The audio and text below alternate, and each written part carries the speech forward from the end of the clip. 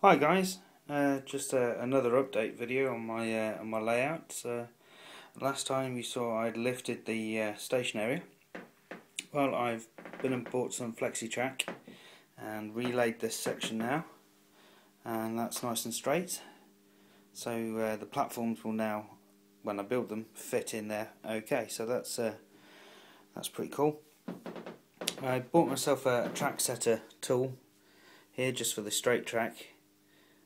So when I was laying this track, I was running this down and pinning as I was going along, so that made sure it was all nice and straight.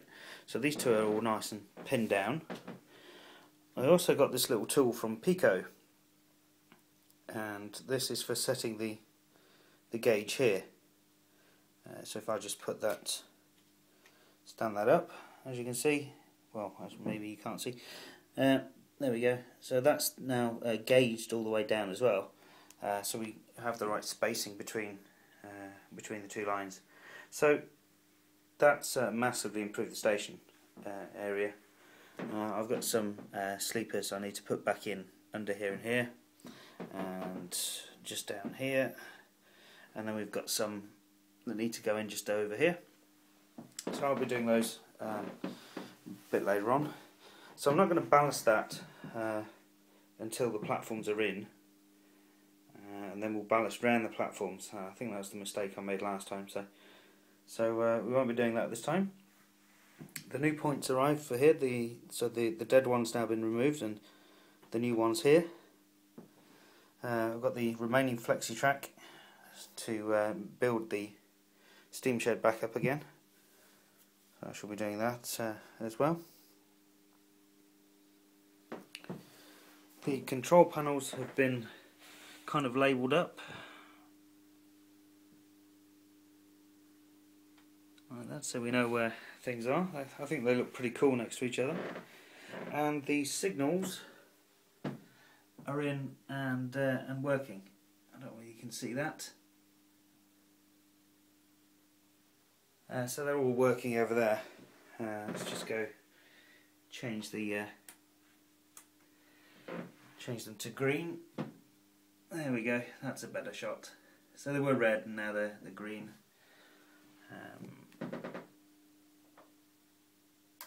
There we go. So that's all pretty cool and working. Let's see if I can zoom in on that a little bit. No, I'll have to lean.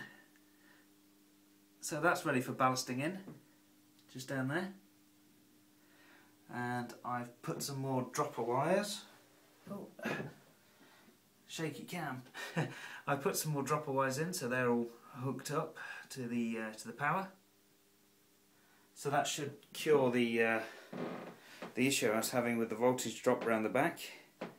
I went and got myself some flux, and it's made a real big difference to the soldering. It now goes really well. So I would recommend you purchase some flux if you're doing any sort of soldering.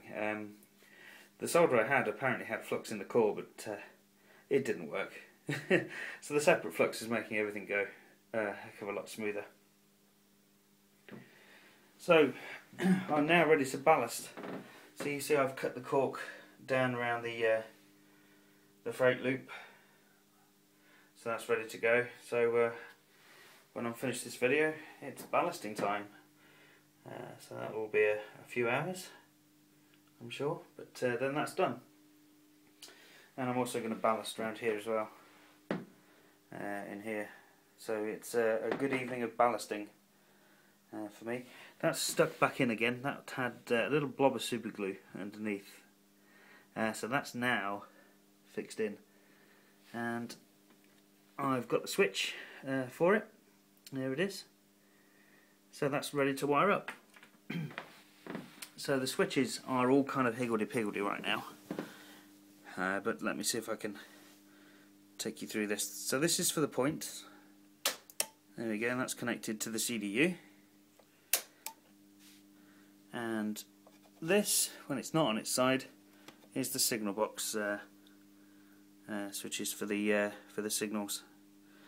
And that's all 12 volt DC. You see I've bought enough of these to fill that up. So the plan is just to keep popping signals in all over the place. So that's the next one to be wired up, that little one there. And here's the wires for that. So that'll go back to 0 volts, and then the red and green here will go and hook up to these two terminals, the two outside terminals on this switch, and the inside terminal here, the shorter one, is just a 12 volt feed. And what I've been doing is colour coding the cable. Let me see if I can show you underneath here. It's not too bright, I'm afraid. Colour coding the cable, so we've got red and green for the red and green lights, so that when I run them back to the other side of the layout, it actually makes sense when it gets to the other end and I know what's doing what. Other than that, nothing's really changed. I bought some new lampposts, so I've got 4 of those to fit now. I purchased a hearse for outside of the church. Everyone seems to do wedding scenes at churches, so I thought it'd be a bit different and do a funeral scene. But there we go, so breaking from the norm there. And I also bought a modern coach.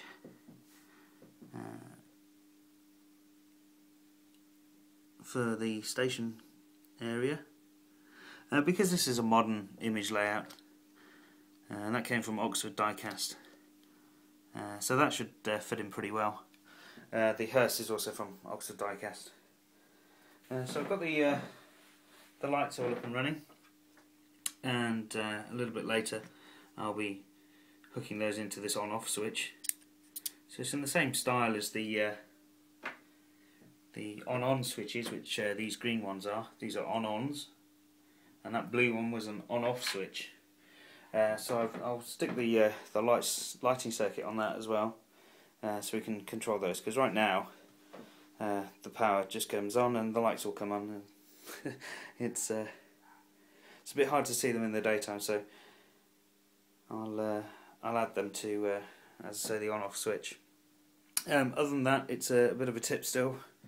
On the top, I kind of clear areas that I'm working in and then pile everything into the middle. I'll have a clear up one day and show you some trains running. That's pretty much it for me, from me for now, so I shall see you later. Bye for now. So I'll just give you a close-up round the back of the layout at these signals. So if I come down here, there we go.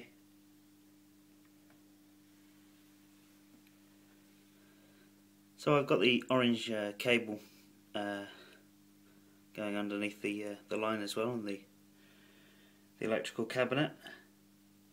So they're going to get painted black as well, these signals, I think. But there we go, they're in.